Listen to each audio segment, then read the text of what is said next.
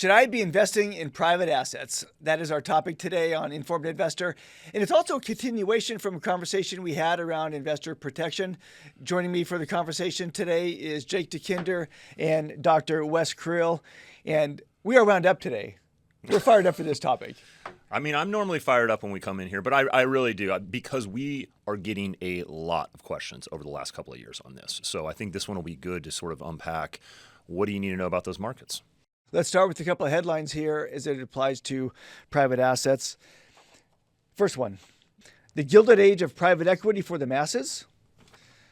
The second one, the risky world of private assets opens up to retail investors. Mm-hmm. Now, there's one other one I wanted to highlight here, and this one just came out in the last hot off days. The press. Hot off the press. Super, super interesting one here and some of the content in this one. Are you smart enough to invest in private assets? And this is something you found this article, Jake, it popped some up this really morning. Interesting things in here when it comes to, I'll say, knowledge investors have when it comes to just general investing. Well, one of the things that was interesting in there is there was a study run by FINRA, a regulatory body within our industry there, and it was the Investor Education Foundation that put this out. They basically designed a short study, 7 questions. They put it out to 25,000 investors. This was a couple of years ago. And we went through and actually took the test. I mean, they're reasonably basic questions. These were interesting stats. Only 4% of people got all 7 correct, 7 out of 7. Less than half got 4 out of 7. And I'll give you a taste on what these questions were. One of the questions was around if interest rates go up, what happens to bond prices? And 42% did not know, and 33% got it incorrect. And Mark, you get all these correct, right? I figured that's why you said you were fired up, because you passed the test. Let's be clear. You said we took the test. I took the test. With us watching and over you were your shoulder. behind me watching, and I had total pressure of the two of you going, okay, am I going to get it right? Am I getting it right? Fortunately, I got all 7 right. I am part of that 4%. Good job. Whew, stressful. But yes, some of the questions were like that about, how do bond prices move depending on what happens with interest rates. One of them was, if I have $1,000 in a savings account and I have a 1% interest rate and inflation is 2%, does that mean my money's going to be worth more or less or the same, or I don't know? So interesting questions there. And again, I go back to that's why we're doing the show. Just trying to bring some insight, some information to investors depending on all these things out there so you can make the best decision you can make when it comes to your money. Yeah. Anyway, let's bring it back to the topic. And let's get some definitions here because we've already thrown a couple different terms out. We've talked about private equity on here in the headlines, private assets. So let's set it up. Now, I want to go at a higher level. And you hear about this out there in the industry, alternatives. And what exactly are alternatives? And so let's just separate that from private assets. So a lot of times we hear alternatives. It might be things like real estate.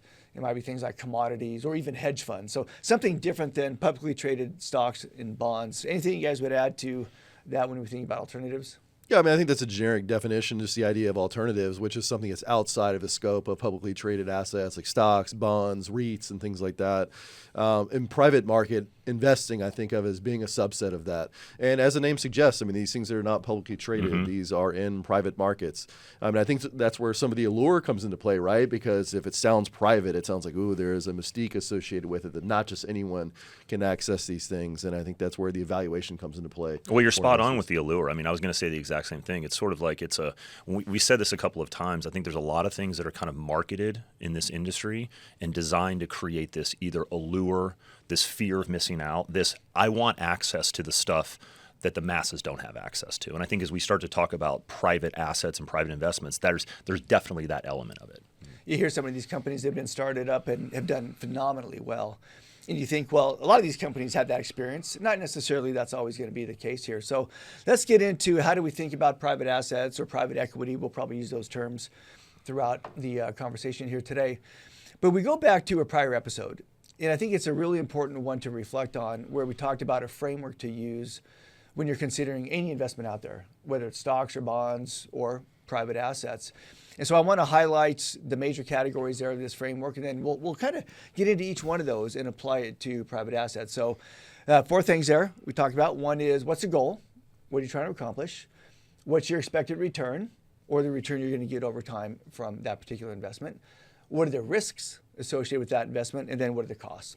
So let's dive into that and think about how private assets sort of fits in with each one of these buckets. And Wes, I'll start with you. Let's just start with the goal. We often hear about what private equity can bring or private assets can bring to an investment experience. I mean, I think it's usually pretty simple. It's often twofold. It's either they're trying to increase the return of their portfolio. They believe that private market investing, whether it's private equity, private debt, or private real estate, maybe offers a source of untapped returns for their portfolio, or they're looking for something they think might manage a risk. And I think that's maybe the interesting aspect of it, whether it's broadening their diversification, giving them something access that they're not able to get in a publicly traded portfolio, maybe even something they perceive to be uncorrelated with public markets. We can delve into whether that's strictly true or not. But I think those are the main kind of goals that people would look to when it comes to private market investments.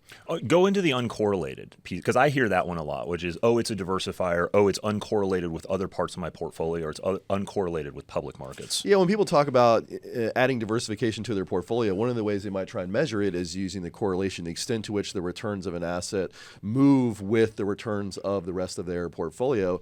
That's very challenging with private market assets because, as the name suggests, these are in private markets. They're not trading as frequently as public markets. And so because of that, you can have asset values for the investments of these strategies that are maybe stale, they're lagged, maybe they're being smoothed in some cases. You can compare it to, like, for example, if you're trying to buy a home in a neighborhood where there's very few transactions taking place on a regular basis, it might be hard to figure out what is the current market value of those homes because there hasn't been a transaction that you can appeal to in recent periods. And so the way that shows up in the returns is those returns might not be moving at the same time as an asset. It doesn't mean the values of those assets haven't changed. It might mean they're not being marked to market because there's not a transaction taking place.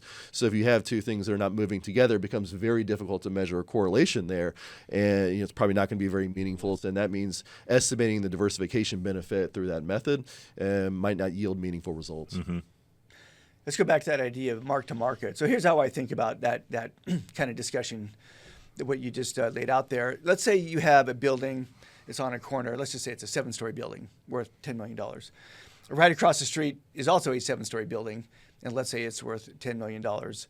It purchased both of them at the same time. So in let's call it a publicly traded security, that building on the right side of the street, that's getting marked to market every day, meaning the market is putting what they perceive the value to be at that given time, reflecting everything that's happened. It could be a change in interest rates. It could be a recession, what's going on in the economy, all these different things. So that price is moving every single day.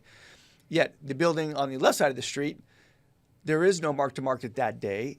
And so it just sort of stays at that level. And that's where you're talking about this smoothing of the price isn't changing. So it looks like that investment might just have a much smoother experience. But the reality is everything that's happening in society, it's impacting that price too. If they were to go to sell it, it's just not being shown up necessarily in day-to-day returns. That's kind of where you're going with that. It is. And I mean, it's analogous to if you're holding a bond to maturity and interest rates change, going back to that quiz question earlier. It's not that the value of that bond is not changing. It's just that if you haven't sold it, you haven't realized whatever the impact is on its price. Well, and I think part of the challenge of coming up with that price every single day is simply the amount of buyers and sellers that are there, right? I mean, in your example, for your $10 million office building, there are buyers and sellers for that, but you contrast that with something like public markets where we know the trading volume there of literally millions of people coming together every single day, hundreds of billions of dollars changing hands. It makes sense that you can get a market price. It's just you have two different markets there when you think about supply and demand, buyers and sellers, and the ability to almost come up with a price daily. I'm going to throw another idea out there for why people buy private assets. And going back to what's the goal, I think sometimes just to have some fun. That could be cool. Yeah. Hey, I want to go buy some startup companies and to see how that goes. And so that could be another reason as well, just to have a little fun along the way on those things. Well, and expanding your opportunity set. So if we talk about the challenges to measuring diversification, one way you could appeal to that is this offering something that I'm truly not able to get somewhere else? And that is the case with private markets, right? These are assets that are literally not in a public market portfolio. So then the question is, how much more are you getting? And then, what are sort of the considerations that come along with that expansion of the opportunity set? I mean, it's hard to get an exact number on this, but it does appear that the private market segment is substantially smaller, maybe an order of magnitude smaller than public markets. And so maybe it's not a huge amount that you're adding to your portfolio, but it's not nothing. But then you think about what's the other side of this. Well, it doesn't necessarily mean you're getting more diversification because you think about the underlying investments for private markets might be concentrated. They might only have a few assets within the portfolio. And so you might be bringing on this idiosyncratic component of volatility at the same time as you're expanding your opportunity set. And it's not totally clear that that's a net benefit for diversification. I think it's interesting on the numbers in private markets too, when you try to get a sense on how big it is. And to your point, it's a real challenge. I think there's a lot of businesses out there. So sometimes you see numbers that are quoted in terms of here's the opportunity set, but when you really kind of dig in and unpack it, it may even be smaller than that. Hey, go back to what you just said there. I want to just make sure we clarify a couple things. So you're talking about, maybe it's a concentrated holding. So you might have a private equity fund. Now, within that fund, there might be, say, 5 companies or 2 companies. Is that what you mean about it? It could be potentially concentrated? Yeah, exactly. Yeah, it's different than in public equity markets where you have maybe 12,000 stocks in one global allocation. This might only be a handful of assets or handful of businesses in which they're investing. And so that's sort of the trade-off when you talk about, okay, you're adding something to your portfolio, but it itself might be relatively concentrated. All right, let's talk a little bit about returns. So we talk about the stock market, and you go back 90 plus years, and that annualized return of that time period is right around 10%. How do I think about an expected return in private markets? Because of this lack of the reporting requirements for private managers, it's harder to get really an unbiased estimate of what their performance is. But we've looked at the data around that, and there's 2 aspects that are interesting of it. One is just to find what has been the average return for these managers, but really it's the range of outcomes that I think are going to be most relevant for investors. There's truly huge return dispersion. So yeah, if you're in the top quartile of these managers, maybe a great experience, whether it's private equity, private debt, private real estate. But because of that range of outcomes, if you're in the bottom quartile, that could be a pretty rough run. We've done a lot of research around that. And just by that, you just mean, hey, the outcomes are so far over here on the right side, meaning very good. It could be way over here, way on the low side. Because a lot of these companies, not all of them survive. And you probably have everything in the middle there. That's what you mean about dispersion? Exactly. And then it's, okay, well, how do I determine whether a manager is going to be in the top quartile going forward? And that's where, you have to have an evaluation process. Again, it might not be a systematic type of approach that you can appeal to. It might be something where you have to do your due diligence on this. And so that brings up a whole nother question of the resources that would need to be dedicated to evaluating these managers. Yeah, that's a good point on the resources. You look at a lot of like the large institutions that are out there, big endowments, whatever it may be, right? A lot of times they're going to have teams that are dedicated. Sophisticated, experienced professionals who are looking in this stuff all the time and doing due diligence, right? And even within the advisory space, we'll talk to some firms, and I think firms that have actually done a pretty good job of operating within the private markets, and you ask them, and a lot of times they have dedicated professionals, dedicated teams to this. So then you put that back on yourself as an investor and think about what's going to be the required due diligence so that I feel comfortable going into those markets. And it can be a lot. It can be a really big burden. And so then you have to ask yourself, is that trade-off worth it? And what am I really getting for going into those markets? Yeah, and that Nakubo study that we look at sometimes for the performance of endowments showed that the bigger ones tended to do better than the smaller ones. And that could be attributable to they have more resources to dedicate towards evaluating these private market investments so they can get better returns from them. That also comes down to access to the deals as well. Right. And again, we're not here to say like these are good and bad. We're not here to say you're going to have a disastrous experience. Right. These are just logical things you got to think about as you start to move into that space. Yeah. Can I, as an individual investor, get the same access to some of these top tier managers than sovereign wealth funds you talked about earlier? Yeah. All right. So on the expected return, it's just hard to really know exactly to come up with an expected return framework just because we don't really have the data like we do in public markets. But let's talk about the risk side of things a little bit. Jake, I'd love to get your thoughts as we think through this. You talked about doing the due diligence. What are the areas we have to do some due diligence in when we think about private markets? Well, it's a great question. Do you understand the manager? What's their experience? How much insight do you have in the deals they're going into? Or are you just giving money to a manager and then they're going to figure out where they put that money to work, right? You also have to appreciate that as you start to go towards these private, just think about it, right? What are the stats on how many businesses that fail in the U.S., right? And that's a good mindset to say that as we go into this, right?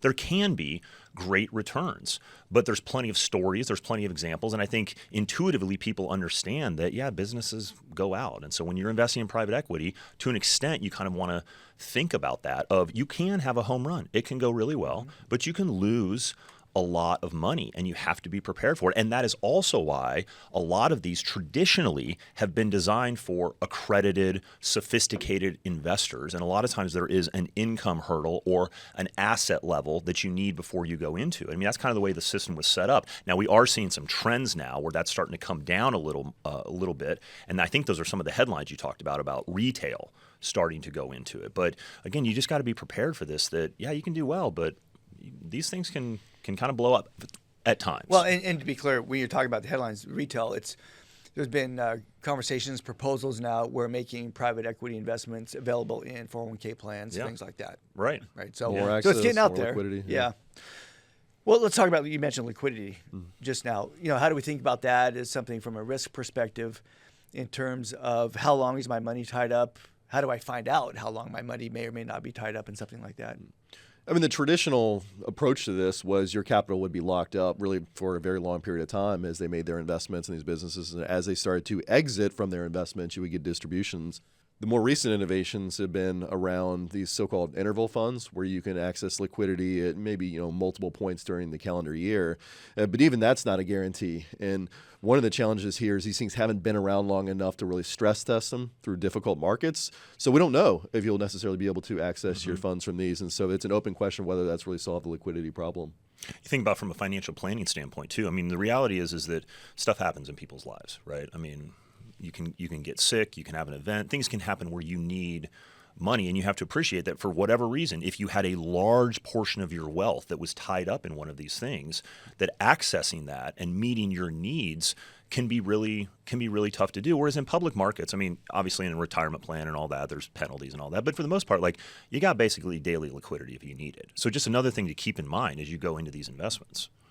I think about liquidity, I guess, in two areas. One is where you're describing where I invest $1,000 into a private asset fund. Well, I'm going to probably get maybe that back in 5 to 7 years, hopefully at a much higher level.